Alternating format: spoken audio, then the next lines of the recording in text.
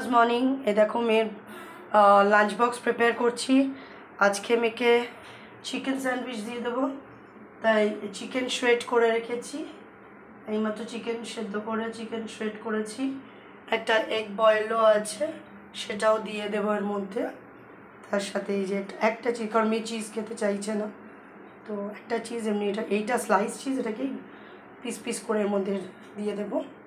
একটু বাটার দিয়ে দেবো, বাটারও আছে তো। আর এই যে ব্রেড কাটা রয়েছে, তো চলো দেখো দিয়ে দিয়েছি, এগ স্লাইস করে দিয়ে দিয়েছি। আর ওই স্লাইস ইয়েটা চিজটাকে টুকরো টুকরো করে দিয়েছি। এই যে এর মধ্যে মেয়োনিজ রয়েছে, এই যে মেয়োনিজ, গোলমরিচ গুঁড়ো, একটু সামান্য গার্লিক থেতো করে দিয়ে দিয়েছি। এবার এটাকে আমি সমস্ত মিক্স করব।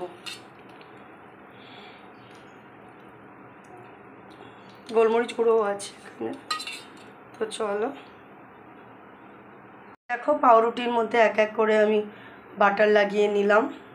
এখন এই 3টে পিসে বাকি আছে, তো আপাতত এই যেগুলোতে বাটার লাগিয়েছি তার মধ্যে এখন এইগুলো আমি স্টাফ করব, ঢোকাবো।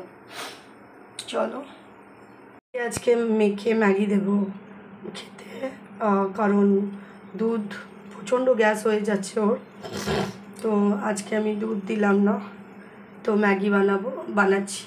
এই যে দেখো পাউরুটির উপরে আমি চিকেন এগ, যেটা মেয়োনিজ দিয়ে যেটা ইয়ে করে রেখেছি, মেখে রেখেছি, সেটা দিয়ে দিলাম।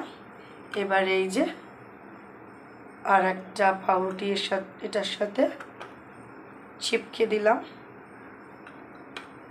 দেখো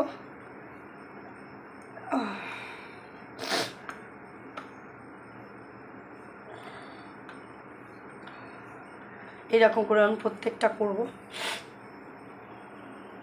চিকেনটা যে আমি সেদ্ধ করেছিলাম ওটার মধ্যে একটা তেজপাতা দিয়েছিলাম, 3টে লবঙ্গ দিয়েছিলাম, এই দিয়ে আমি চিকেনটাকে সেদ্ধ করেছিলাম। এই যে অলরেডি আমার পুরো 6 স্লাইসেসকে স্টাফ করা হয়ে গেছে। এবার এটা আমি হালকা একটু বাটারে তোমার ফ্রাই করে নেবো, এপিট ওপিট করে। একটু মিশ্রণ রয়ে গেল, আমার আর পাউরুটি নেই, তো আমি এই মিশ্রণটাই শুধু খেয়ে নেবো। এর মধ্যে যদি একটু শুধু শুধু করে খাবো আর কি, এর মধ্যে যদি একটু শসা দেওয়া যেত ভালো হতো, তো মেয়ে কালকে চিকেন আনার সময় শসাটা আনতে ভুলে গেছে। তো চলো এবার আমি এটা বাটার দিয়ে একটুখানি ফ্রাই করে নিই। চলো মেয়ের লাঞ্চ বক্স প্রিপেয়ার করে দিলাম। বক্সটা এতটাই বিশাল বড় যে আমি খুব আরামসে সমস্ত কিছু দিতে পারি ওর মধ্যে। যাই হোক, পূজা ভ্যাকেশনটা পড়লে একটা স্কোয়ার শেপের একটা বক্স কিনবো ভাবছি। আচ্ছা, এই হলো ওর এগ চিকেন স্যান্ডউইচ, তার সাথে একটা অ্যাপেল।